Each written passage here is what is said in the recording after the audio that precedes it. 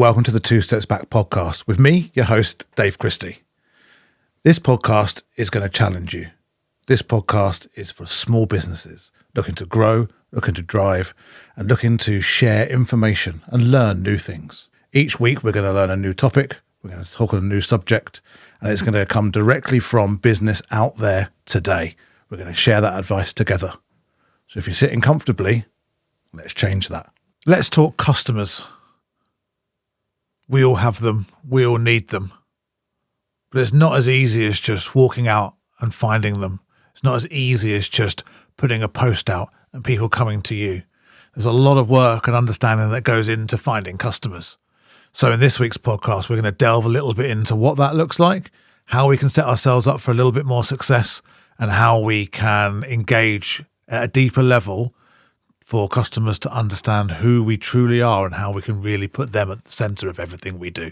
Thank you, everybody, for the feedback from the feedback podcast that we did. As a result of that, this podcast has come up as many of you have requested a bit more information and a bit more of a understanding around that customer journey and what we need to think about when we're trying to bring and entice new customers into our business. The important thing to know here is that this is almost the exact reason that the Two Steps Back theory was produced. I struggled to engage customers. I used to talk to people quite a lot around how I could help them, thinking about what services I had, what offers I could put to them. Maybe I put a discount on. Maybe I put different scenarios together that would entice people to work with me. And maybe I wanted to show a lot of people my knowledge.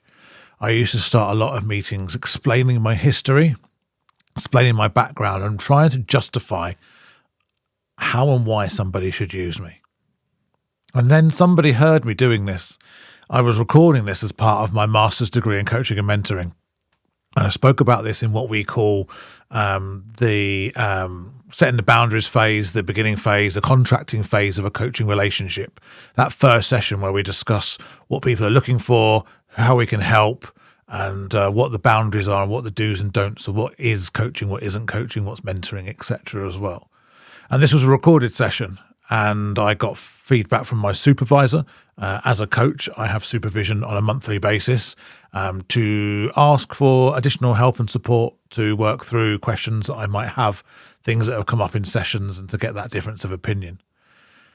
So I had gone through and I had utilised my usual opening, talked about my history and how many people I'd helped and the fact that I was there to support new business and so on. And we paused the video.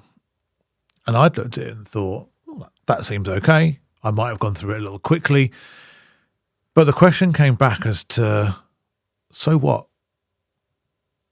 And it made me think. It took me back a second. There was no other words around it. My supervisor just said, so what? And I thought, and I replayed it back again. And she said, just play it back again. And now really listen and put yourself into the position of the person opposite you. It was a 5-minute introduction, and I hadn't even asked them a question about them. I hadn't tried to ascertain anything about where they were with their business, if they'd had a coach previously, what the pain points were for them, how they were feeling about things.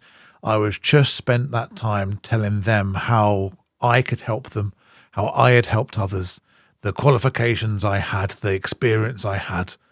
And then I looked around a little bit more and I realised that's not what people want to hear. If I was the other side of that, I don't care whether you've got a degree in marketing or that you've spent 20 years doing social media. I want you to understand me and my business. That's what I look for when I employ people, when I work with people, when I refer people. And I wasn't doing that. And that sparked for me a journey of watching other people's movements, listening to other people's introductions. I'm a member of several networking groups, and I would listen very intently to how they would talk about people, and everybody was doing a very similar thing, spending an inordinate amount of time selling themselves and not putting the customer at the center of everything that they were doing. And that's when I realised, like, we talk about taking a step back. You need to take a step back to reflect, or take a step back to think about the time that you're spending on your business, etc. But the more I delved into things and the more I pulled studies together, read books, listened to different podcasts about the situation, I realised that one step wasn't far enough. So one step wasn't far enough back to understand the customer. One step back takes you out of your business. So it takes you out of your passion and your business. It takes you out of you personally and your personal attachment. But it still leaves you in a space where you know an awful lot about your chosen field, subject, service, offering or product. The category piece, the acronyms, the little analogies that people use, it still keeps you there. And your customer isn't there. They may have dipped their toe in a little bit. They may understand part of it. They may think they understand a lot. And that's also a difficult place to be. When a customer knows a little bit about a little bit, it makes them think that they're an expert. So you have to adjust your talk to that. So actually what you need to do to really then truly understand your customer and be in their position is to take that second step back, outside now of your industry, out of your comfort zone completely. You know nothing about your industry, your chosen subject, your product, and you are now in the realms of a potential client, because you're a new business, but you don't know everything about this area. So what are the things that are then important? Now you can really start to see what a client sees. Now when you're talking about acronyms, you don't understand them because you haven't that knowledge. When you're talking around certain products or features or benefits that you presume and you assume other people must know, you realise they don't, because they're not where you are. They haven't got your knowledge. They haven't been on your journey. So now you need to simplify the message again. Add to that the average reading age of a UK grown adult is 9 years old. Let that sink in. 9 years old is the average reading age of a UK grown adult. You have to really simplify your offering, and to a level that a 9-year-old would understand. Now, many of you will have children. It's definitely worth asking them and engaging with them as well, because if they understand it, then everybody should be able to understand it. It's a little markers that you can put in along the way. Asking people, I challenged you on a previous podcast to ask people what they thought of your business. And thank you for the people that have shared the details about that. There's some really interesting facts that have come out of that podcast we'll visit later down the line. But I really now want you to think around your offering and thinking around how you simplify that down so that you are seeing things from your client. So now we are where your client is. Why would they use you? What is their pain point? Now you can think more as a business owner and not with your chosen field as to why they would use you. When, as a small business owner, you are looking to work with somebody, that you're looking to engage somebody in their services, or you are looking to collaborate on an offer or a product or a service, has to add value. So what's valuable to them? Do they not have enough time? Do they not have the knowledge? Do they not have the understanding? Do they want something done to a better skill level than they have? Do they want something that's going to be really quick? Do they want something that is going to last for a long period of time?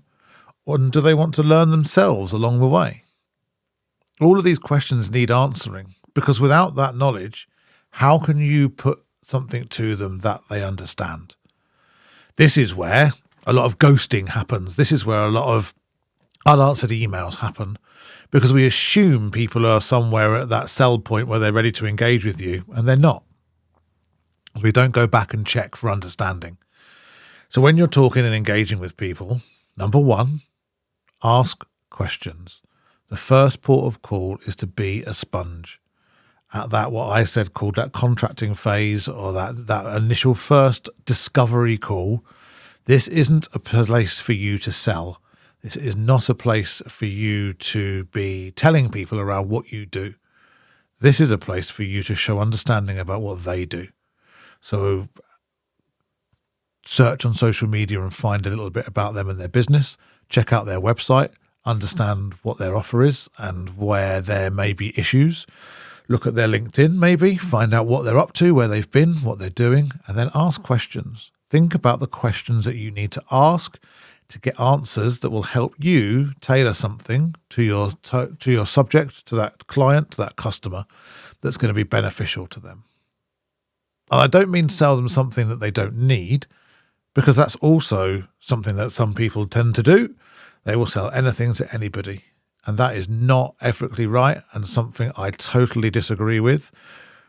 I actually find myself referring people to other coaches in other areas or giving people some alternative options because I don't think they're necessarily at the place they need to be for coaching to be beneficial, or I might not be the right person for them. So make sure that you keep your values and your ethics on that point and don't be that desperate for a sale that you will take it at any cost. Make sure it is right for the person that is in front of you, and they will be a referral partner for you, and they will be a great partner for you for a long period of time. So I want you to really think about that offering. Think about that questions. What can you ask them? How long have they been in business is a great question because it tells you maybe a level of experience. What has been your toughest client? What's your biggest objective right now? How many members of staff do you have? How big is your family? Do you spend a lot of time at home? How many hours are you working on a weekly basis? Asking questions to ascertain where they are on their journey, and their knowledge level is really important. Never ever assume. Somebody asked me the other day around my social media. To some people, my social media is quite active. I post regularly. I have topic areas. I seem to have strategy, and they assumed that I knew everything about social media, and I don't. I learn from some fantastic other people that are around. I have training on that, and I listen to other people intently when they're talking about their social media, and it's the wrong assumption to have made that I did that. They also assumed that I outsourced everything to an agency, which I also don't do for one of my businesses. I do now for Take on Goliath, but I don't for this one. It's all me. So never assume anything. Ask those questions. And if you're not sure, still ask those questions. There is that phrase, there is no such thing as a stupid question. But I do believe if you think like you're stupid, and what I mean by that is when somebody asks a question in a room and I don't know the answer, I am stupid. I'm inherently stupid. Some of you will be nodding at the moment and backing that up, and some of you be thinking, don't be so harsh on yourself. But what I mean by that is if I am stupid, thus if I don't understand something, I put my hand up, I ask a question to find out the answer. If I do that once, I'm a little less stupid. If I do it 10 times, I'm perhaps getting a little bit more cleverer. If I do it 1,000 times, if I could do it every opportunity that I get, well, now I know 1,000 things about small businesses because I've been talking to and asking questions consistently for years. Now I know 2,000, 3,000 things because I've asked, because I continually ask, because I don't know. I might know the benefits of social media, but I don't know that you do. I know the benefits of coaching for everybody is massive, but I don't know where you are on that journey. I don't know if you've had coaching before. I don't know if you have had a negative experience somewhere down the line, or that you don't feel that you need coaching right now. I don't know your understanding. I don't know how your feelings are around it. So I need to understand that. There is no point me pitching or talking or building relationships to you if you already have a coach.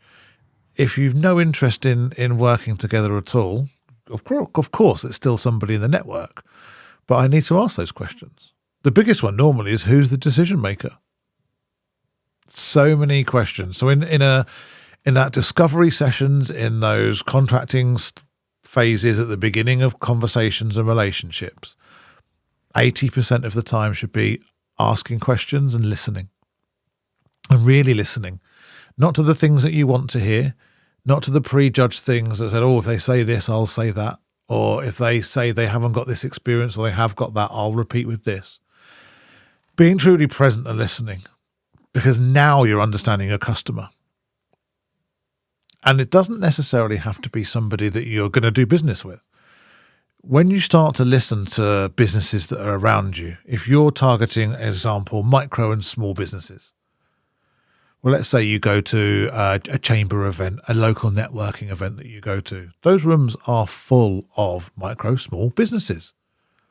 So start listening, start asking questions in your networking events so that you can learn things around business.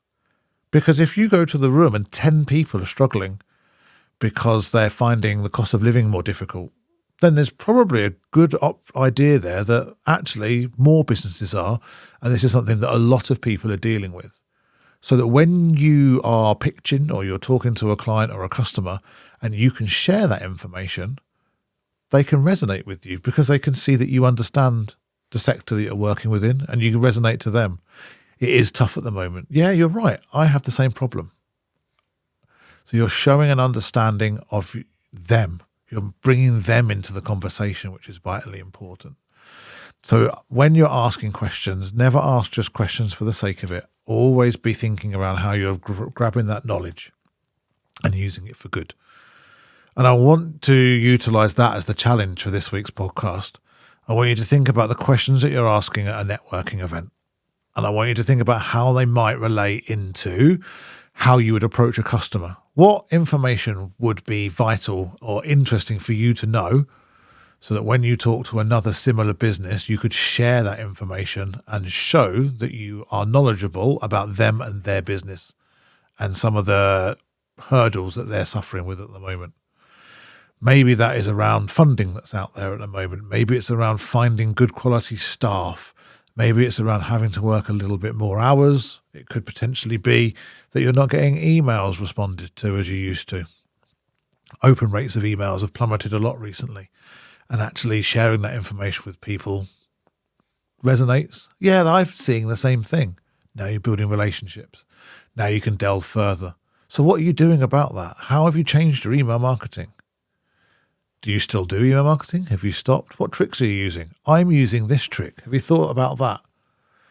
Now, that might not be all around. You might not be selling email marketing. But because you're sharing information, you're building relationships. And because you're sharing, people are more likely to give. So don't expect to walk into the room and just ask a load of questions under a big spotlight. That might not go down so well.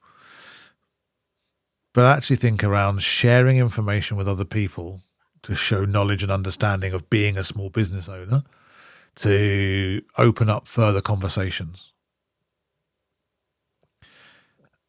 It is not an easy subject. If it was easy to bring in new customers, we'd all be doing it and we'd all be flying. And we're not. If anyone's at a networking event, they're the same as you. They're looking for new customers. If anybody is advertising on social media, on marketing, in the local magazines, they're like you. They're looking for new customers.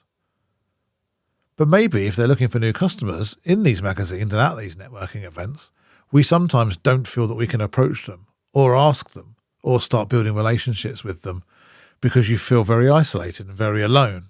You feel like all these people are successful around you and they all seem to be getting clients and you're not. And that can be very demoralizing and it can feel very lonely. But the reality is you're not alone. The reality is you're a business owner among many business owners, from people that are just starting up to people who have been going for years and decades. And you're all going to have very similar problems. You're going to be at very similar stages. You're going to experience similar things at different times and some at the same time. And actually, just asking, people are likely to share. So when you're thinking about knowing your customer and understanding your customer's needs and wants, sometimes that's not around asking them directly. It's about talking indirectly. When was the last time that you looked at a local magazine from the Chamber of Commerce, as an example? Or there's loads of local magazines going around at the moment as well. We get some through the door. Some are given out free around different areas around the region. When was the last time you checked those out? You might not think you have time to. You might think, I haven't got time to sit and read a magazine. You're not. It's research. You're researching what is topical at the moment. And at the very least, you can refer back to those articles or something that you've seen in one of those magazines to a potential customer or a client. You can refer back to a story. Why? It shows that customer that you are learning around the environment that you work within. If I show somebody a magazine article and I talk about it from a local magazine, they know that I'm engaged with the local area. They know that I am learning and developing. I'm listening. I'm reading about what's going on in my local environment. So I'm honing my offer to that issue. All the time you're trying to show your competency. You're trying to show who you are. And at this stage still, you haven't had to say anything about your service. When they ask, so how do you think you could help me? At that stage, hopefully, you've asked a lot of questions directly and indirectly around your peer group and in your industry to have tailored an answer and a response that's suitable for that person, to their knowledge level, in a tone and a manner that they will understand, and with a service that is beneficial for them and their business. So that when you talk, you've made them the hero, you make them the hero, and they feel that you are the only person in the room is them. The only person you're talking to is them, and nobody else is more important than them. And they feel it, they see it, and they hear it. And they can really understand and get that buy-in as to then, when they understand what it is you can do and help them, ask the qualifying question. What would that mean to you and your business if we could reduce the amount of time you spent on admin, if we could increase your brand awareness, if we could get a website that brought you in 5 leads a month? What would that mean for your business? So now they can start to picture and envisage a world where their issue, their problem, their resource has gone away and there's actually a positive impact. Now they're really picturing what that could be. They can maybe even close their eyes and visualize it. Oh, that would mean I'd be able to spend more time on such and such. We'll ask again. And what would that mean? What would that do for your business? So you take them the further down the line as well. Well, that would mean that I'd be back doing the thing that I love rather than getting bogged down in all this paperwork. And I could bring in more customers and more clients. I might be able to start that new project that I've been looking to do, or expand my service, or spend another bit of time on the business, looking at how I drive for growth. Amazing. Is that something you've been looking at for a while? Bring them in on that story. Keep asking those questions. Make sure that they understand your offering and what it is that you do. If they at any point then say, "Oh, I don't know. I don't know if it will do too much. I think it might have saved me a bit of time," whatever it might be, you can then ask questions around that too. Where did you lose them? Ask questions to yourself as well. Have I got them? Have I got their attention? Where did I lose them? Have I lost them? Have I made sure that I've recapped everything properly, and have I checked for understanding? Now, these aren't foolproof ways and ideas, but they are a first step in the right direction. So when you're thinking about that challenge, take your time, make sure the questions are right, and make sure that every step of that journey is putting your potential customer and client at the center of everything that you do. You'll also find it'll help you some decision making, a little bit of time management at the same time, and a little bit of accountability, because if you're looking for it, you'll see it. Good luck with what you're doing. Keep making sure that your customer is at the center of what you're doing. Take those 2 steps back to fully understand where they are on their journey and where their knowledge levels are. And once again, I'll see you on the other side. Thanks ever so much for listening to the 2 Steps Back podcast. As always, it means so much to the channel if you could like and share below. If you could subscribe to the channel, that would be even better. The algorithms love that, and the more the people that can do that, the more we can get the message out to other small business locally as well, and spread the word and help and support each other. Remember, a better business tomorrow starts with you today.